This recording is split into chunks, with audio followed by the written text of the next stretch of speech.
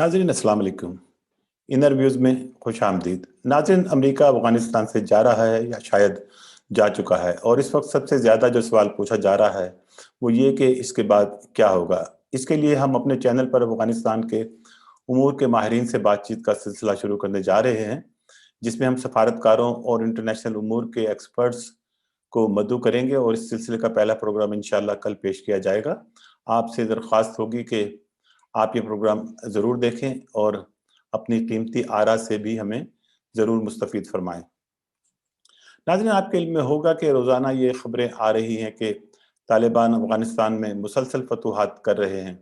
बड़े बड़े असलहे के ज़ख़ीरों पर उनका कब्ज़ा हो चुका है। इसके साथ साथ फ़ौजी गाड़ियाँ और ट्रक्स जो अमरीकन फ़ौजी इस्तेमाल कर रहे थे, अब वो तालिबान के इस्तेमाल और कब्ज़े में हैं।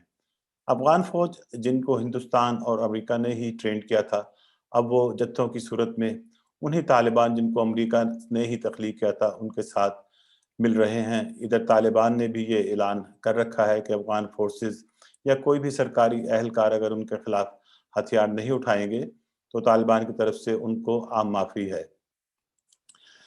नाज़रीन, सूरत हाल में पाकिस्तान में हुकूमत, इस्टेब्लिशमेंट और मुहिब वतन अफराद, वो चाहे अपोजिशन में हों या हमारे सिविल इदारों से उनका ताल्लुक़ हो, एक तशवीश और इज़्तिराब में मुब्तला दिखाई देते हैं, क्योंकि अफ़गानिस्तान के हालात का बराह रास्त असर पाकिस्तान पर पड़ता है। और पाकिस्तान जो अफ़गानिस्तान में अमन के लिए हमेशा अपनी हैसियत और यूनाइटेड नेशन की करारदादों के मुताबिक ताउन और इमदाद फराहम करता आया है, उसकी अपनी सिक्योरिटी को बेपनाह खतरात लाहक हैं। इस वक्त भी पाकिस्तान में 30 लाख से ज़ायद अफ़गान पनाह गुज़ीन मुक़ीम हैं, और इस वक्त पाकिस्तान में ये सोच भी कार फरमा है कि अगर पाकिस्तान में मज़ीद मुहाजिरीन आने की कोशिश करते हैं तो हम मज़ीद किन मुश्किलात में आ सकते हैं। लेकिन इसके साथ साथ हमारे सिक्योरिटी के इदारों को जो तशवीश और फ़िक्र ज़्यादा लाहिक है, वो हमारे अपने मुल्क में किसी किस्म की मुमकिना दहशतगर्दी की लहर से मुताल्लिक़ है। क्योंकि अमेरिका पहले भी पाकिस्तान को सोवियत यूनियन के अफ़गानिस्तान से निकलने के बाद बीच मंझधार में छोड़कर चला गया था, जिसको बाद में American secretary of state Hillary Clinton ने भी बरमिला कबूल किया था। ये देखिए उन्होंने क्या कहा था।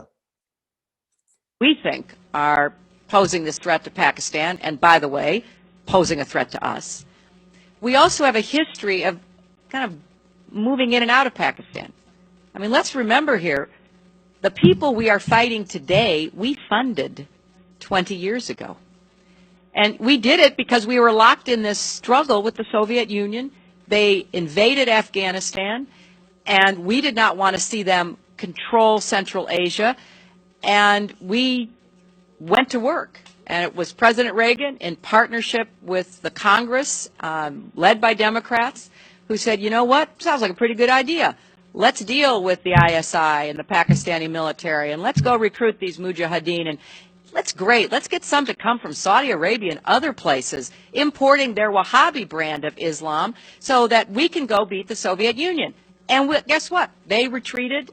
They lost billions of dollars, and it led to the collapse of the Soviet Union. So there's a very strong argument, which is, wasn't a bad investment to end the Soviet Union, but let's be careful what we sow because we will harvest. So we then left Pakistan. We said, okay, fine, you deal with the stingers that we've left all over your country. You deal with the mines that are along the border. And by the way, we don't want to have anything to do with you. In fact, we're sanctioning you.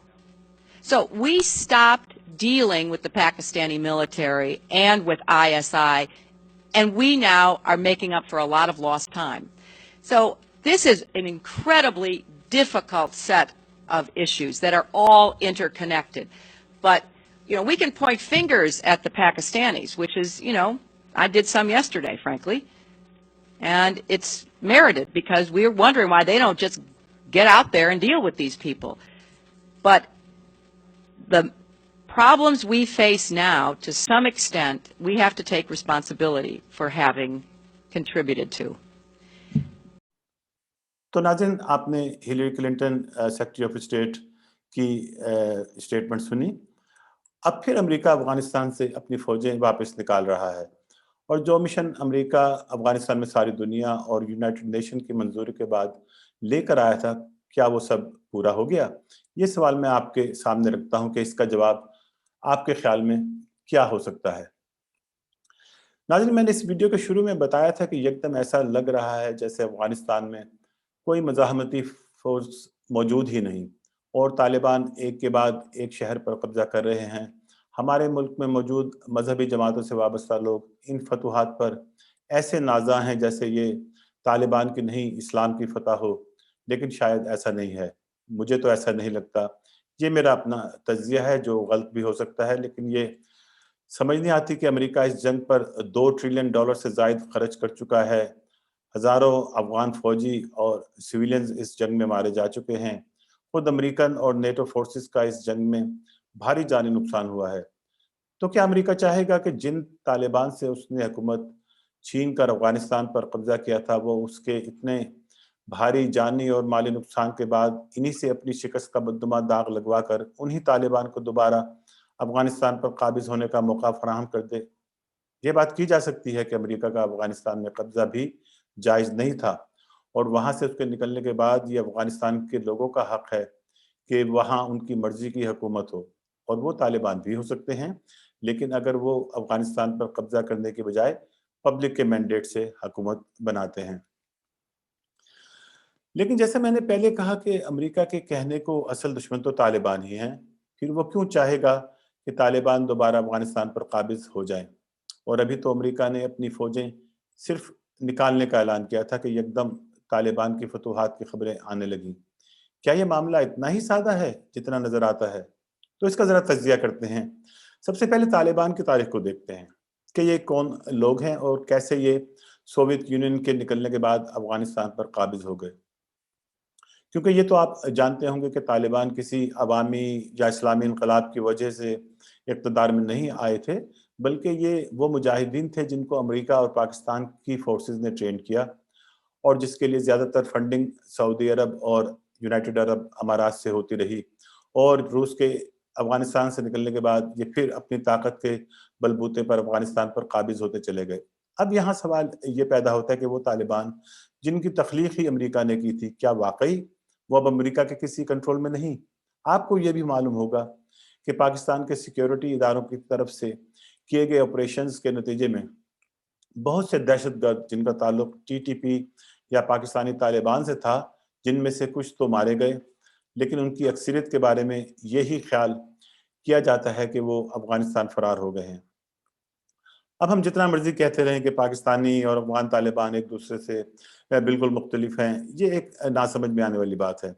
क्योंकि तालिबान के ये दोनों faction मसलकी लिहाज से भी और लिसानी एतबार यानी पश्तो बोलने वाले ही हैं और इस खित्ते में मज़हब या मसलक ही सबसे ज़्यादा मजबूत रिश्ता समझा जाता है। तो क्या हम ये समझ सकते हैं कि तालिबान की ये दोनों गिरोह अब एक हो चुके हैं? इसके साथ-साथ दाइश जैसी तंज़ीम के हज़ारों जंगजुओं को भी अमरीका बहुत अरसा कब्ल अफ़गानिस्तान ले आया था, जो इराक और शाम में जहाँ वो कहने को सऊदी अरब की प्रॉक्सी वॉर लेकिन दरहकीकत अमेरिका ही के मफादात की जंग लड़ रहे थे।